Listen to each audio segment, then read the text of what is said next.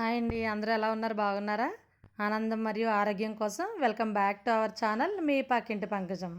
ఈరోజు నేను చూపించే వీకెండ్ రెసిపీ కోకోనట్ మిల్క్తో ఫ్రైడ్ రైస్.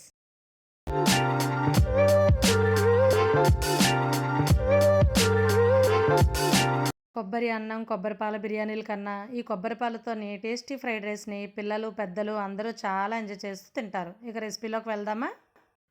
ఒక గ్లాస్ రైస్కి ఒక పెద్ద కొబ్బరికాయ ముక్కలు చేసుకుని మిక్సీ జార్లో మెత్తగా గ్రైండ్ చేసుకోవాలి. ఇలా గ్రైండ్ చేసుకున్నాక 2 గ్లాసులు నీళ్లు పోసుకుని మళ్ళీ ఒకసారి పాలు వచ్చేలా గ్రైండ్ చేసుకోవాలి. ఇలా మెత్తగా గ్రైండ్ చేసుకున్నాక ఈ కొబ్బరి పాలని ఒక శుభ్రమైన క్లాత్ తీసుకుని ఒక గిన్నెలో పెట్టి ఈ పాలని పోసి పిండుతూ పాలను పూర్తిగా వడకట్టుకోవాలి. తర్వాత ఒక గిన్నెలోకి మనం రెగ్యులర్గా రైస్ వండుకునే బియ్యాన్ని ఒక గ్లాస్ తీసుకొని శుభ్రంగా కడిగి పెట్టుకోవాలి. నేను టేస్టీగా ఉంటుందని మట్టి పాత్రలో చేసి చూపిస్తున్నాను. ఈ మట్టి పాత్రలో ఫుడ్డు ఏం వండినా కూడా టేస్ట్ డబల్ అవుతుందండి. అందుకే వీటిని ఎక్కువగా వాడటానికి నేను ట్రై చేస్తూ ఉంటాను.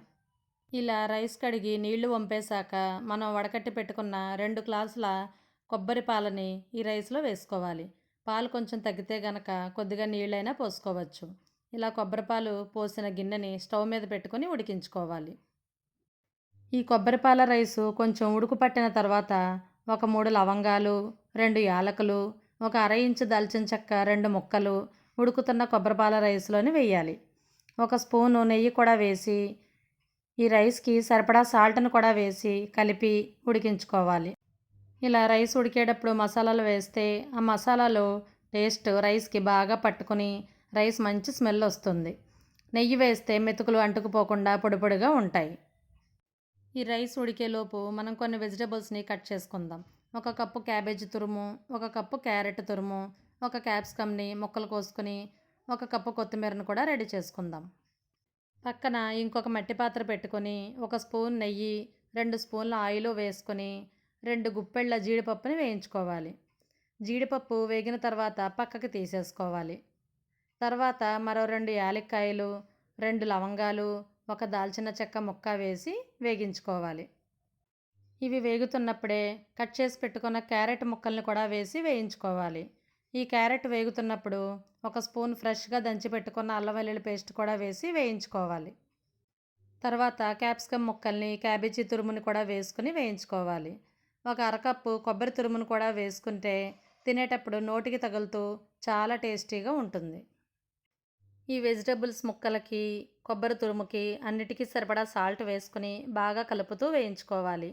ఈ వెజిటబుల్స్ అన్నీ 80% వేగిన తర్వాత మనం ముందు పొడి పొడిగా ఉడికించి పెట్టుకున్న కొబ్బరిపాల రైస్ని ఈ వెజిటబుల్ మిక్స్లో వేసుకోవాలి.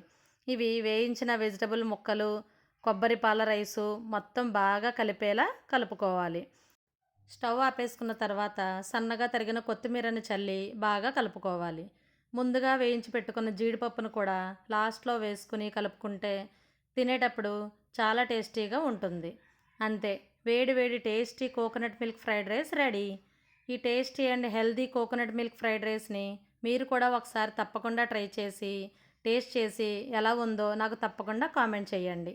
నా వీడియో కనుక నచ్చినట్లయితే లైక్ చేసి మీ ఫ్రెండ్స్ అండ్ ఫ్యామిలీ మెంబర్స్కి షేర్ చేసి నా ఛానల్ని కొత్తగా చూసేవాళ్ళు తప్పకుండా సబ్స్క్రైబ్ చేయండి.